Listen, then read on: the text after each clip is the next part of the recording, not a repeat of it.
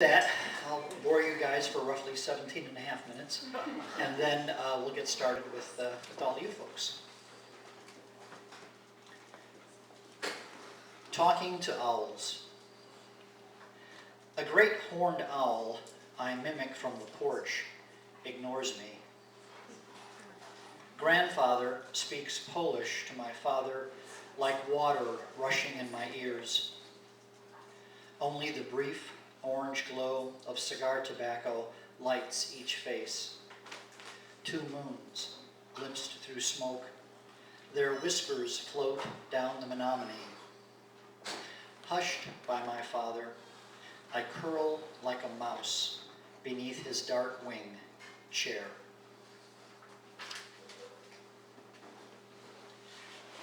World of miniature buildings.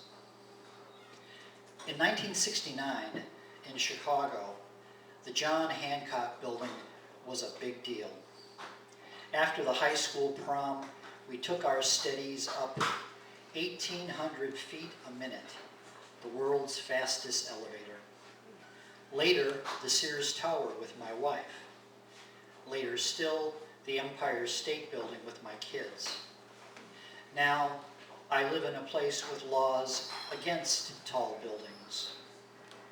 Sometimes I feel that old vertigo of remembering Bonnie Lucio's backless green satin gown, the scent of orchid on her wrist, that high-rise of teased black hair, all those stories ending with us, looking out over a world of miniature buildings and roads, pointing in all directions. College 3 months away. It was nearly June, and the heat was still turned on.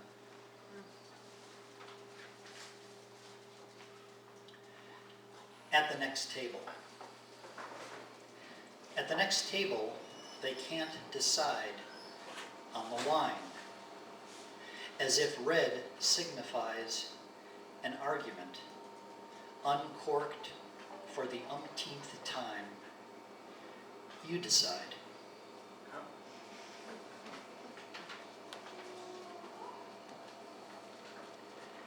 In line at the post office. One wall is all windows, and it looks like we're going to be a while. So I pick out a patch of snow in a field of perennial weeds, but given this distance, it's hard to say what kind of animal left those tracks. Shifting slightly, I notice a woman about my age with her daughter who looks about 12 and is blind. I think of my daughters and wonder at the choice of stamps in the self-service machines until the woman and her daughter leave. Before I forget, I take a few change of address cards. I may be moving soon.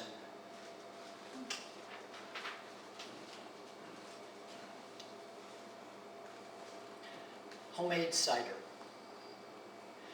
My friend worries his daughter might stop taking drugs prescribed by her psychiatrist and become suicidal again.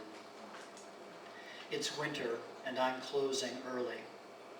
People hurry past my used bookshop, covering their mouths with their hands or bending their heads into the wind.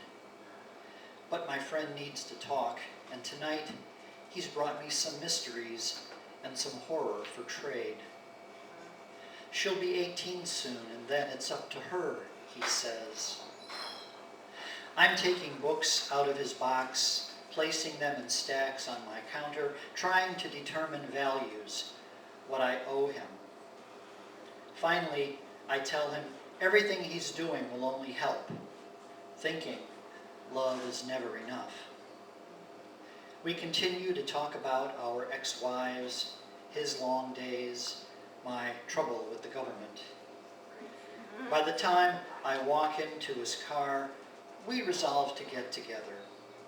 He has 3 gallons of homemade cider fermenting in his garage. They'll be ready soon.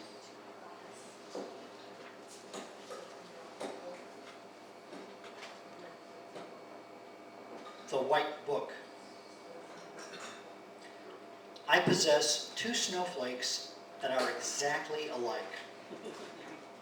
I keep them pressed between the pages of the world's coldest book. The story is about an emotionally distant father who lives even farther away and his son's journey to reach him. The story unfolds over the course of 1 hour, then repeats itself 23 more times, or until the reader falls asleep inside the memory of a blizzard at night, the only car on the road, covered and still.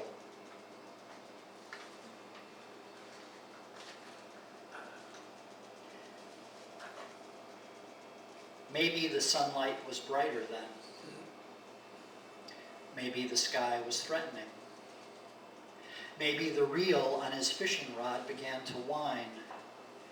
Or maybe he was bored and, bending down to strike a wooden match on a nearby rock, relit his stub of a cigar.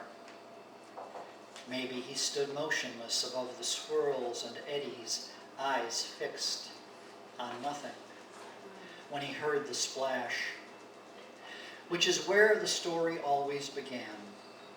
And it wasn't long, but quick and efficient, as death can sometimes be.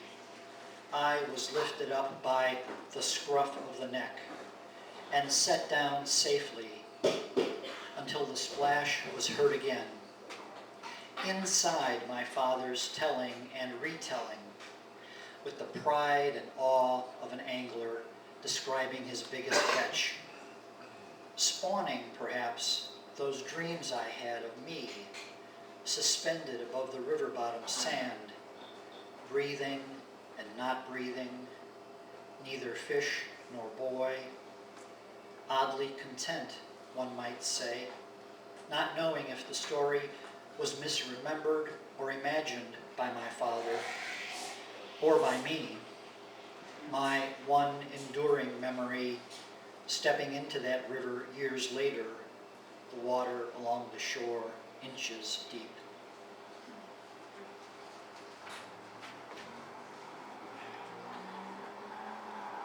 Painting on a hospital room wall. Is there any place as serene as this lakeside scene tries to capture? Or as soothing to a patient's mind as when they awaken to the best possible news? Rows of electric horizons hiccup their way across dark screens. Doors open and close like the gills of a fish. These green streaks among daubs of blue might hold one's attention less, but since you can't think 2 thoughts at once, you cast your line and time passes slower than an IV drip. The watercolor syllables of your last visitor fade. The rushes begin to sway.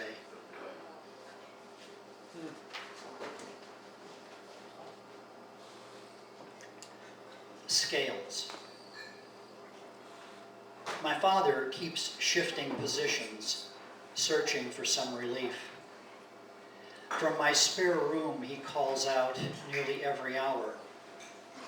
Each time I cradle his bony frame, we move together by increments, from head to foot and back again on a rented hospital bed. I feel his vertebrae in the palm of my hand. The tips of my fingers recall every delicate bone lifted from the open bellies of northern pike, bluegills, smallmouth bass. Scales on my face and chest, I scrape the cutting board with my bloody knife. A pile of entrails and fish heads, skeletons with clinging bits of flesh. I wrap everything in the local paper and throw it as hard as I can in the direction of a gully slit from end to end by darkness. At night, I wake to his sighs, as the small hands of raccoons peel back the yellowed newsprint his skin has become. They run his bones between their teeth.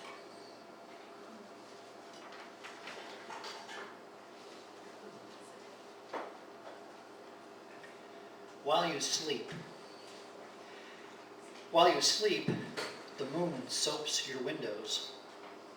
Your mirror swallows twice the normal dosage of light.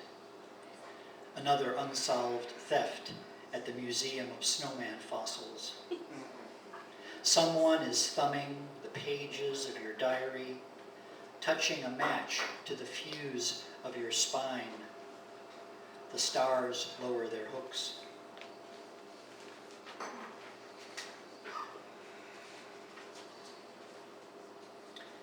October. Lake Mendota wrinkles like a brow. Giant hyssop, the tip of summer's blue flame, extinguishes in a pinch of chill air. Yellow highlights and a single sail underscores the opposite shore. This is how the book of decrease begins. A brief dedication, endless acknowledgments. This is how the month of my birth begins, a perennial bowing toward shadow. A squirrel in his winter coat, both of us touched by gray, goes about making ready in the evening light. There's something buried beneath this cottonwood we'll both get back to.